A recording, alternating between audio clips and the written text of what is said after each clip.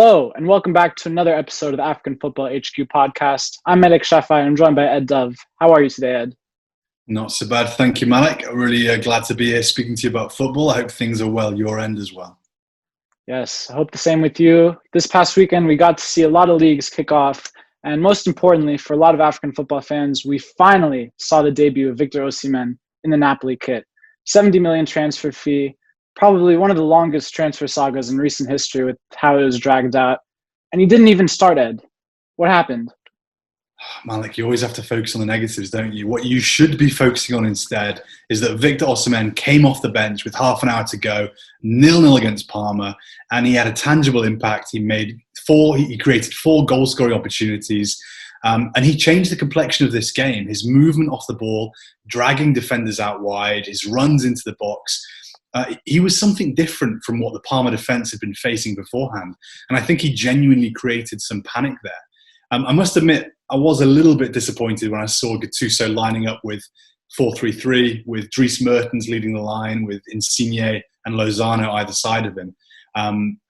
But when Osimhen came on, he was intelligent, he was bright, he was proactive, and there's going to be some goals in this front line this season, that is for sure.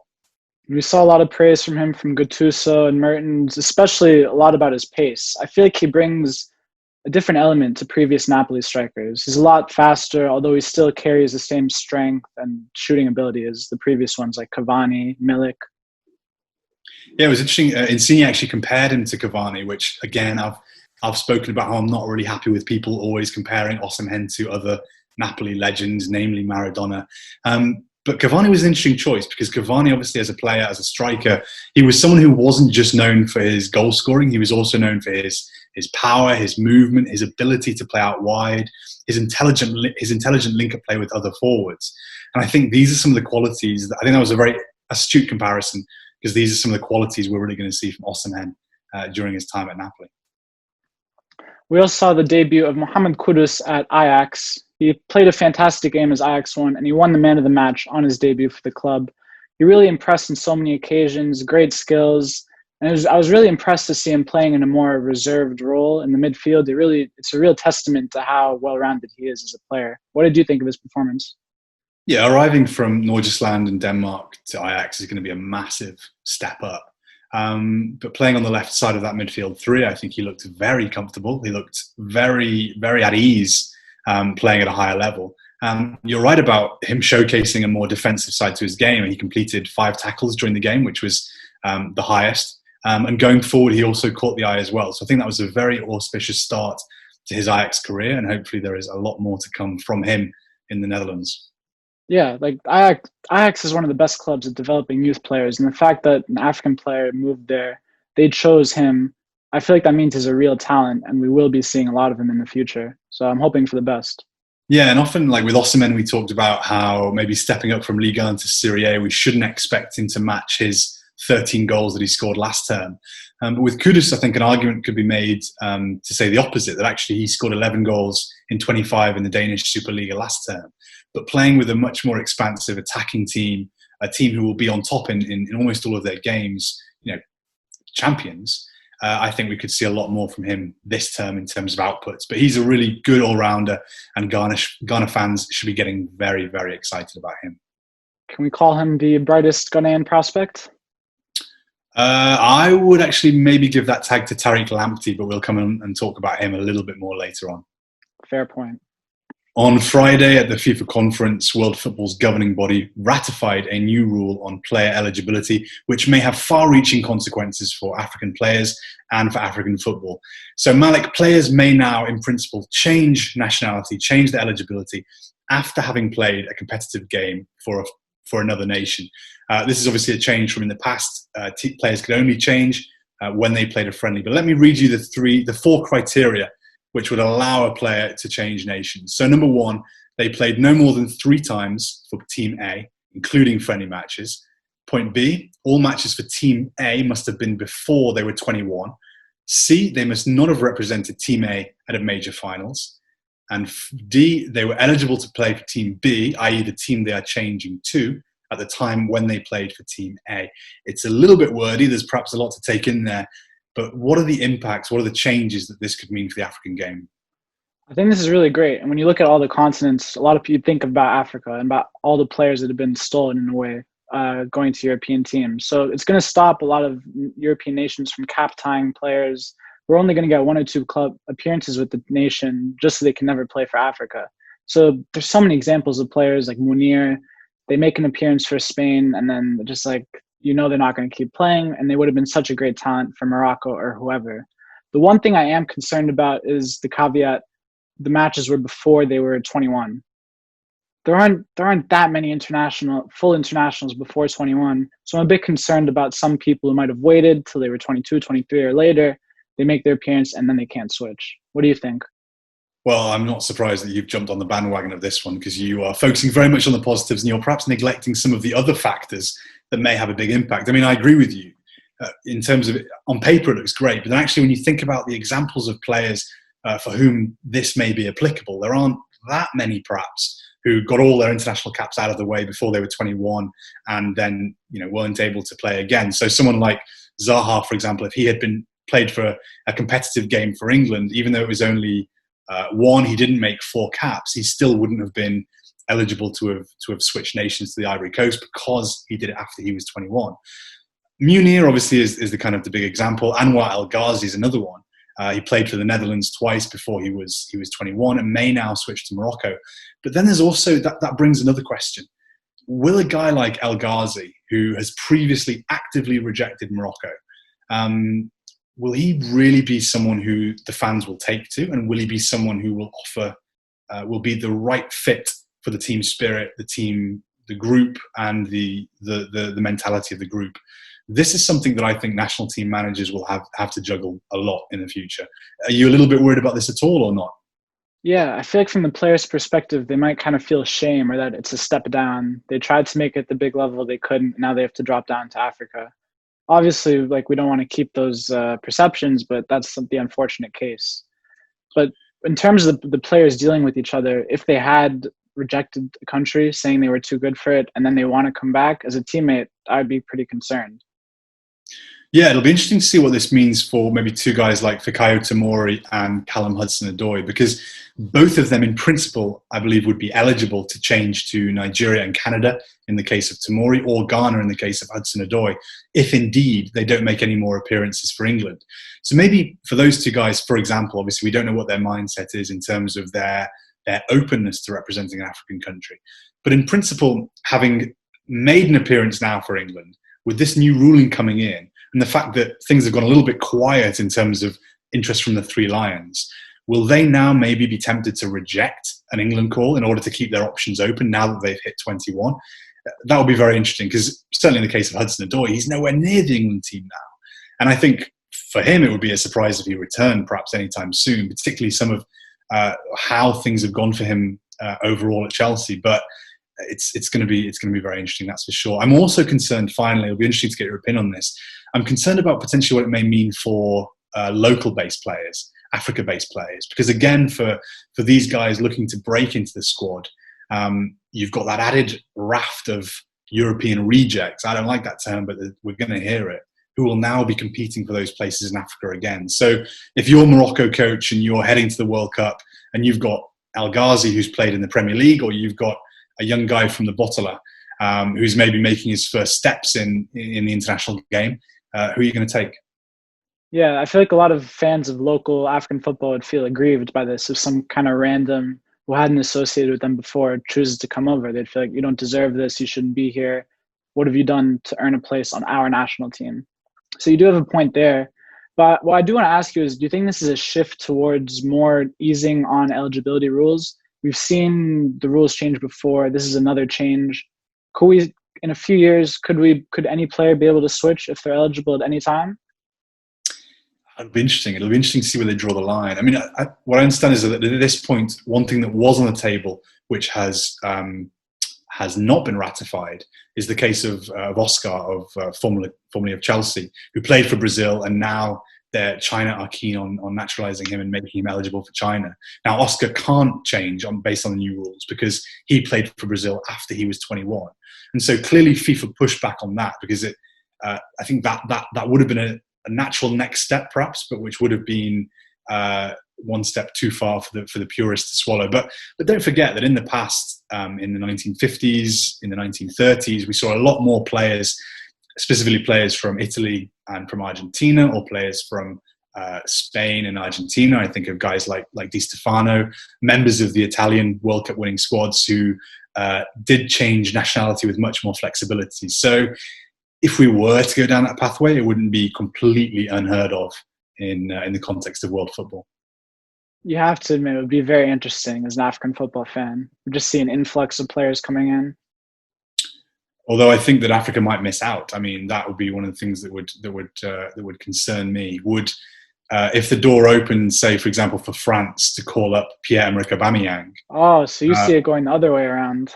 Well, I'd be concerned that Africa may not win. I mean, if a ruling does come into place where if a player has not played for a national team for a year and he was eligible to play for a previous country, the country he was previously eligible for after that year, I could see Aubameyang deciding, a guy like Aubameyang, I should say, someone who's had a fractured relationship with his nation of choice, to maybe say, well, actually, you know what, I'm going to skip the AFCON this year because I quite fancy playing in the World Cup for France next summer.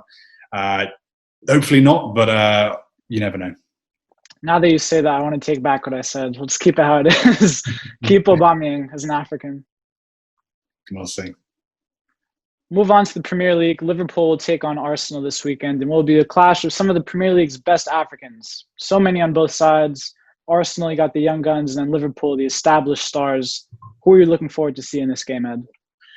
The thing that's really got me excited about this game, obviously we saw Arsenal and Liverpool fairly recently, but obviously this is the Premier League. It's obviously kind of a bigger contest than the Community Shield. But what I'm really excited about is that almost all of the African players involved in this come into this game in great form. Salah's already scored 3. Mane scored twice. Aubameyang scored against Fulham. Eddie Nketiah's having a fantastic week with goals against West Ham and Leicester City. Naby Keita's starting for Liverpool. El Nenny's back in the fold. I mean, apart from Joel Matip and I guess you could say Bukayo Saka, all of the African players are coming to this one as fairly key figures in their respective sides. So in that sense, it's going to be a real spectacle for the continent's fans. And I'm really excited to see which way it goes and which of our Golden Boot contenders can get among the goals first. What about you? Who are you picking to come out of this one on top? I'm excited. I think Liverpool are going to win. Just like Arsenal can't keep up with that. And I'm expecting a goal from Mohammed Salah, and I'm expecting a goal from Sadio Mane. African brace coming in.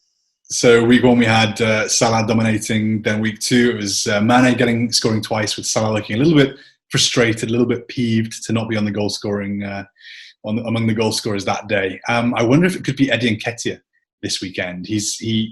Last season he was praised for his work rate, for his hassling, for his harrying, but there were questions about maybe technically there were questions about whether he really belonged at this very top level.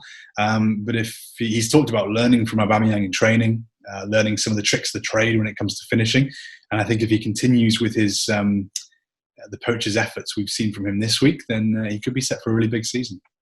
Yeah, I wasn't a huge fan of his goal against Leicester. It was a bit lucky, but with great goal scorers, they are in the right position at the right time. With the likes of Robert Lewandowski, all they do, they just stand in front of the goalie and hope for the best. And for the good ones, it does work. And hopefully Nketiah can keep that up. But I'm not sure. Are we going to see Alisson make a mistake like Kepa did last week? I can't see that happening. But also it breeds confidence. And if you're a great goal scorer and you're getting in those positions and it's being paid off, then I think you find yourself getting in those positions more. You find yourself making those runs more.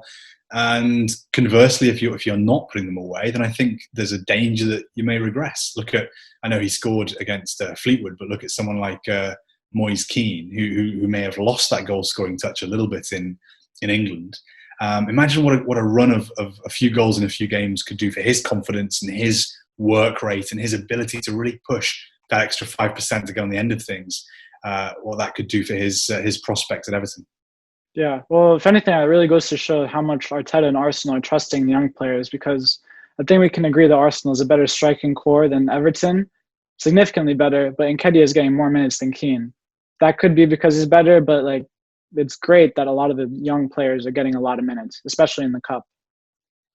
Yeah, absolutely. And let's hope that, wouldn't it be nice if Nketiah was stealing the headlines ahead of Salah, Mane and Aubameyang this weekend?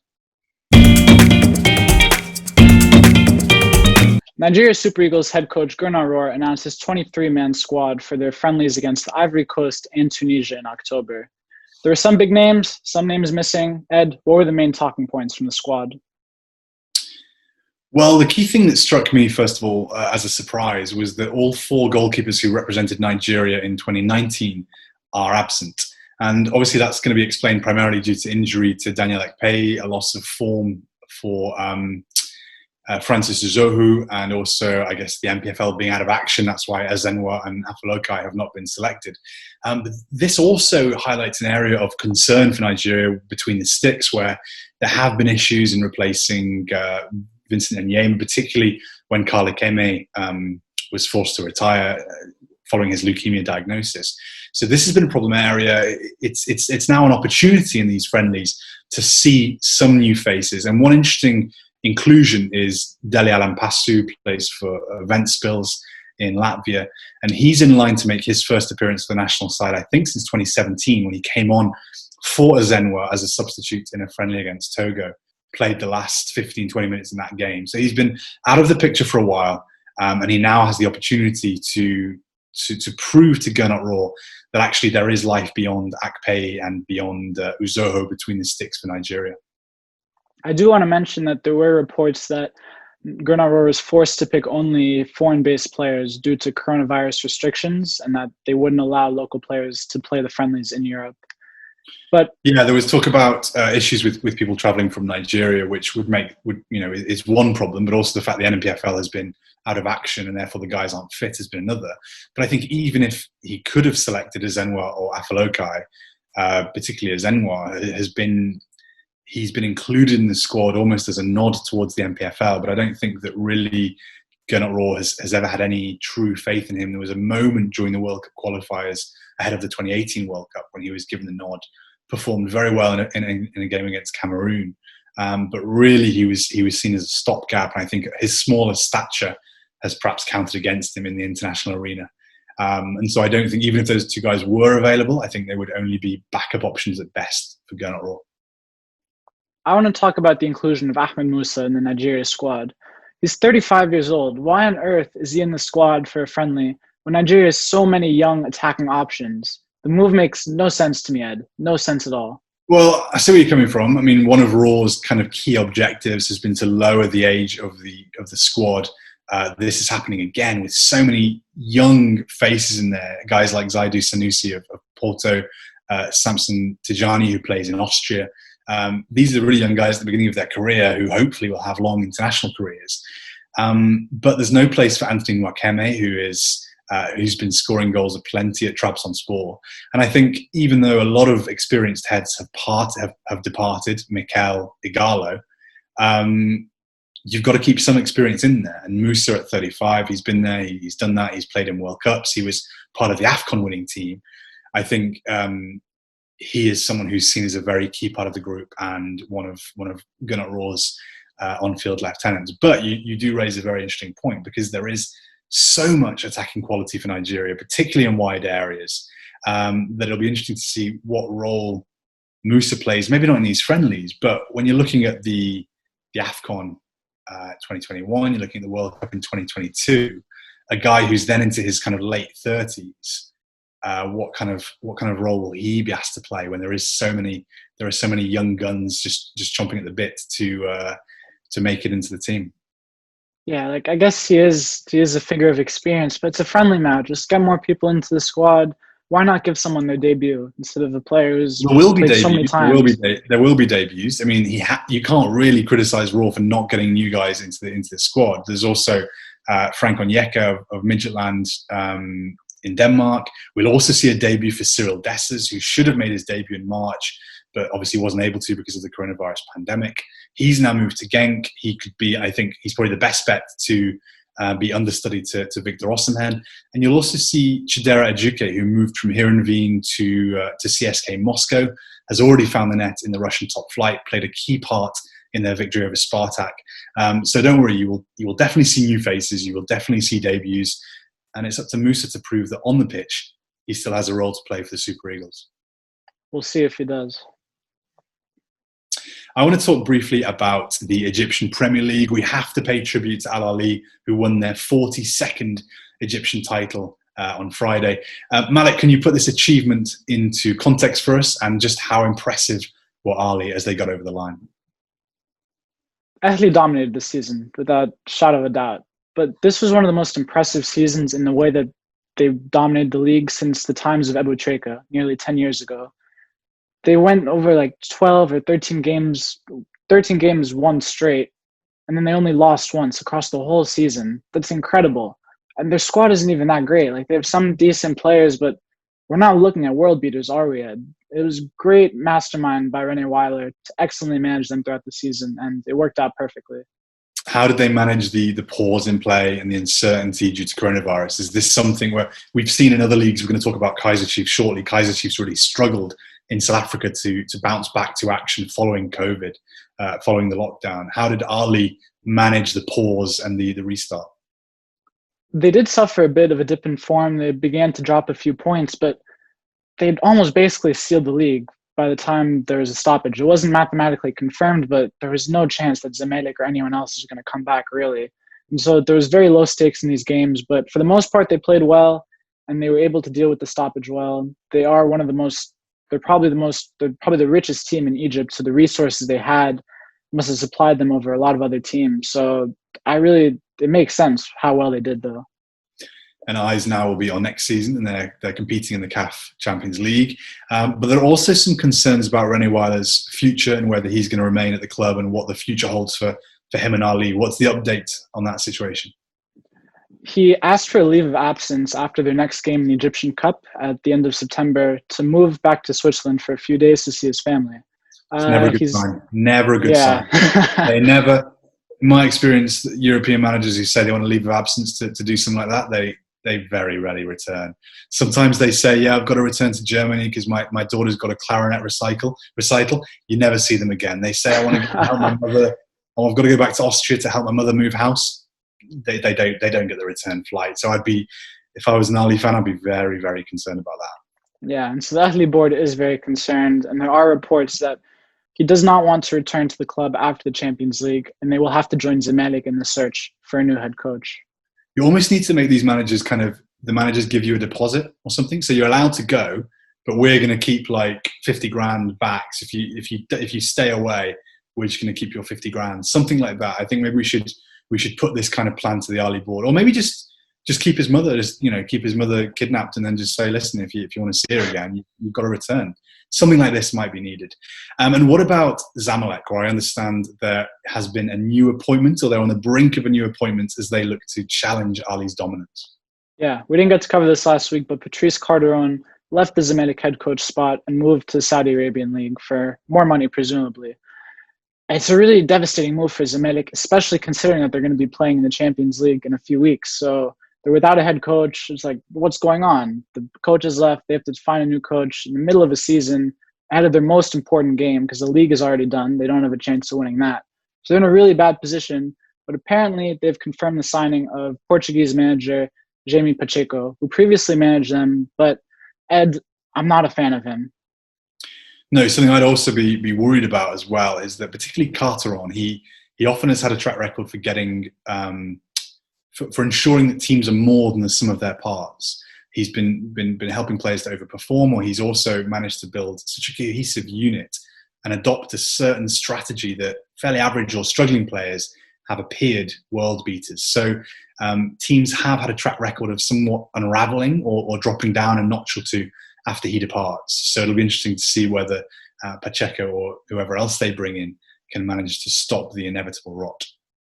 I have a bone to pick with African football clubs in hiring these trash European managers. So many of them, they have literally no qualifications to be coaching at a high level.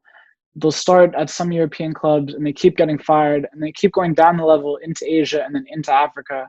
And it's like, we're getting you at the worst part of your career. Pacheco hasn't managed in the past 2 years. What is he doing? What has he been doing these past 2 years, and what is he going to benefit the Zamalek? Well, I actually think we should probably find the answer to that, because that's very suspicious that he's not been doing anything for 2 years. And we should probably actually do some research and tell Zamalek. So I hope they've asked him. I hope he hasn't Mortada been. Mansour is a very thorough man, though. Surely Is he's he? done his best Is work. he? I don't know. I don't know. That'd be a question mark for me. They always say, don't they? Don't have any gaps on your CV. Don't have any unexplained periods of absence because people fear the worst. But clearly, either Mansour's got the answers out of him, or he's just overlooked it. That would be a great concern. I think you do have a point. I think also for local managers, for local head coaches, I've spent a lot of time with head coaches from Gambia or from countries like Sierra Leone, where they see faceless, no-name Europeans brought into the top jobs in the country without any kind of long-term strategy. But I'm also wary of kind of tarnishing everyone with the same brush, because there are guys who come in, like we look at Tom Stank-Fiet and what he's achieved with Gambia. Guys who come in and they do have short-term goals and they do have a track record of tangible improvement on teams. It hasn't been perfect everywhere he's gone, but there's a track record there. Also, Johnny McKinstry, someone who, if he turned up at my national team, I think I could be optimistic about what the next few years held. But yeah, there are a few who perhaps don't deserve the roles they're in. But we'll see. Maybe Pacheco could surprise you. I mean, look at Avram Grant. There's obvious discussion of whether these clubs or nations should be hiring local coaches. There's a lot to say about the quality of Egyptian coaches, but like these guys aren't good enough, especially not for Zamalek and for a club president who has such high standards like Mortada Mansour. He's fired so many managers, and I don't see Pacheco staying long. Well, let's see. Hopefully, for the White Knight's sake, he can prove you wrong. Or if not, there's always Mido. That would be very interesting. Hopefully he coaches the national team before I die. That would be interesting. A hell of a succession narrative. One new manager who has taken a new appointment, who I think will fill people with a lot more confidence than Pacheco or Mido, is Gavin Hunt at Kaizer Chiefs, who was announced over the weekend as the replacement for Ernst Middendorp. Obviously, Middendorp and Chiefs had a spectacular unravelling at the end of the PSL season. They led the table for 28 match days, and all they needed to do was to defeat Barocca on the final day to clinch the PSL title. Unfortunately, they were held to a draw, while Black Leopards were defeated 3-0 by Mamelodi Sundowns, who ultimately clinched the title. Middendorp is out, Gavin Hunt is in, and I think perhaps he could be the man to end the 5-year wait at Chiefs for a PSL title. We'll see. Yeah, I think Hunt is one of the most prestigious managers in South Africa at the moment. Middendorp is great, but the fact that he choked it at the end wasn't a great sign. I'm curious to see what happens to him next. But as for Hunt, I'm very excited for the Amakosi. I think he can do a great job in solidifying the already pretty solid team. They nearly won. They basically won the league, Ed. Come on, like they led the league for most of it. But well, they literally didn't. And I'd also be concerned about what the hangover for that will be, because that's a lot to shake off. We saw, for example, Liverpool under Brendan Rodgers when they slipped, and they didn't return to that level for years afterwards. They were a different prospect the year afterwards, because players start looking elsewhere. They start thinking, well, actually, maybe I'll never win what I want to win here. That's one concern. Also, on the field, the loss of George Malek to Sundowns midway through the campaign.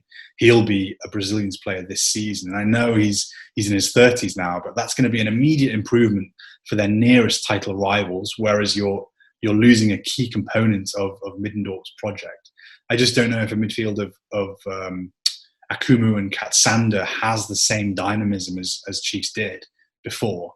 And then on the point of Katsander, there are guys like him, guys like Kune, who are, you want to ask questions now, I think, about how long they have ahead of them performing at this high level. So whereas Hunt's arrival has brought in a lot of optimism, there are definitely some big things for him to sort out before the season starts.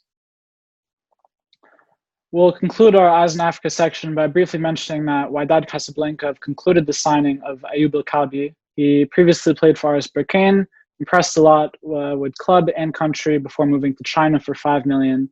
Things didn't turn out well. He returned to Wydad on loan, and now the move has been finalized. Any quick thoughts on this, Ed? Yeah, it's a shame how things worked out really a bit for El Kalbi. I saw him play a lot at the African Nations Championship in Morocco on home soil at the beginning of 2018. Obviously, on the back of that, he was named in the World Cup squad for Morocco. But since then, he hasn't truly perhaps kicked on in the same way he might have done if he'd moved to a Ligue 2 club or moved to a lower Ligue 1 club. returned back to Morocco, to Africa briefly. But hopefully this can be a fresh new start for him, and obviously Wydad are giants in African football. A lot is happening on the African continent. Stay tuned for next week. In our outside of the box section this week, where we look at some of the quirky, less well-covered African stories, or the kind of tales you don't hear every week, we are focusing on a player with a fascinating backstory. We are looking at Marvin Park of Nigeria, potentially, who made his debut for Real Madrid at the weekend. Malek, I know you're very excited about seeing this kid progress. Why has he got you so interested in his progress? Ever since I started focusing on African football, I never thought I'd be covering a player named Park. This kid, born to a Korean mother, Nigerian father, born in Spain, and now he's playing at Real Madrid. He's had such an interesting career, and now he's finally made his breakthrough at Real Madrid. He had a decent performance coming on in their 0-0 draw in their La Liga opener. But I think it's very exciting for just Nigeria, Asian football. There's a lot of storylines to take from this, Ed. Yeah, great to see a Nigerian player, let alone a Korean player as well, playing for Real Madrid. In 1 year, we've seen a Nigerian player at Manchester United, something which hadn't happened and had been long anticipated. And then now we've also seen a Nigerian player at Real Madrid. You could argue the two biggest clubs in the world. You've also got a Nigerian at Bayern, Joshua Zirkzee. In the past, obviously, there's been Musa Adepoju, who played for Real Madrid's B team. But to actually see someone lining up for the first team, obviously coming on late on to make his debut against Real Sociedad. And by the looks of it, he has a role to play for Zinedine Zidane this season, particularly with Gareth Bale moving on. There's perhaps more game time to be had there in wide areas. So it'll be interesting to see Park's development. Although I don't think it is that rare a name in Lagos, actually, Park. I know quite a few Olusegun Parks, Oluwase Parks. I'm pretty sure it's actually quite a common name in Lagos. So you might want to check that out. I'm not sure if that could be from his dad, actually. But from my point of view, the most fascinating thing about Park is that he played for my beloved Tranmere Rovers, my local club, when he was a much younger man. And I've always said that great things emerge from Tranmere, from the world, from Merseyside. Oh, and so really? hopefully Park will be the next on that list. Yeah, it's very weird. He was born in Spain, and then his youth career he played for 5 different teams, 4 of them in Spain, and just randomly he had a 3-year stint at Tranmere Rovers.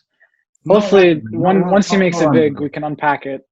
Not randomly. Tranmere Rovers have some of the great scouting networks in lower league football in the English game. I mean, you look at greats like Richard Hines, Dave Challoner, Ian Hume, Calvin Zola of the Congo, Eugene Daddy of Cote d'Ivoire, Gareth Roberts of Wales.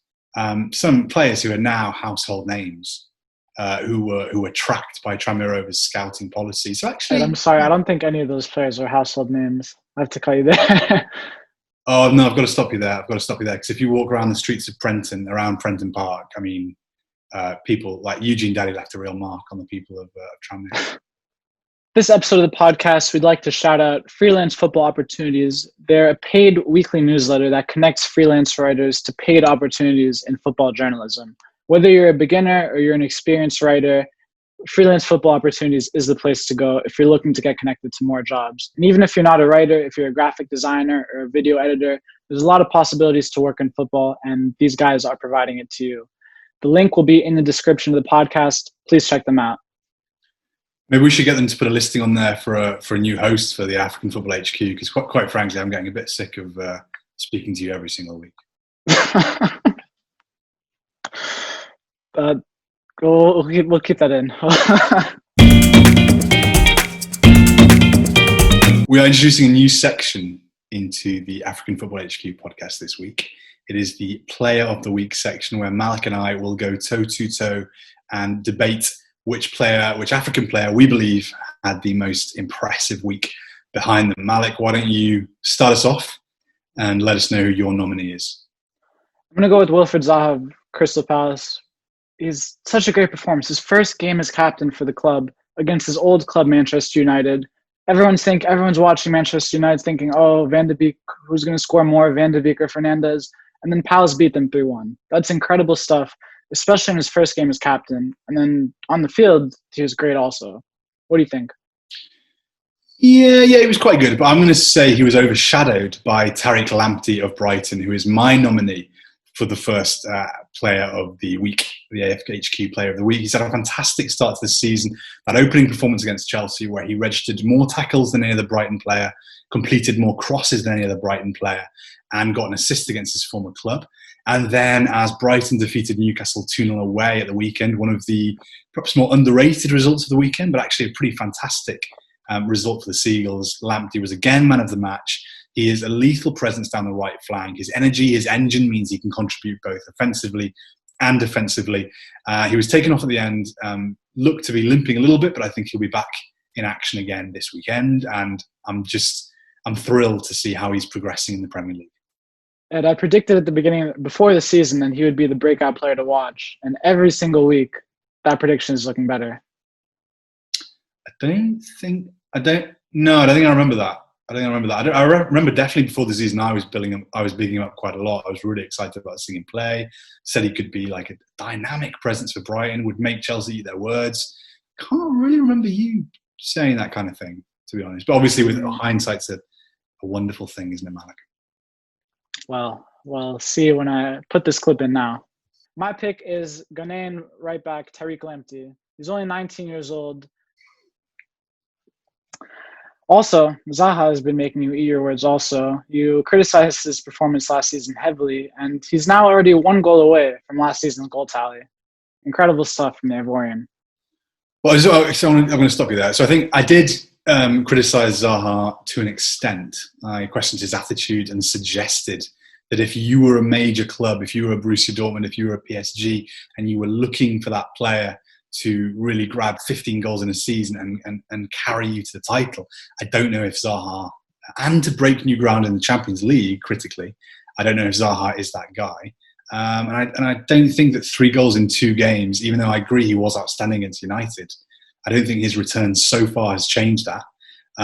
If in 4 games' time he's got 7 goals, then yeah, let's sit down, let's talk about this, and maybe we'll reconsider. And who knows, maybe even PSG or Dortmund or even Liverpool might come in for him, or Everton might come in for him before the window closes.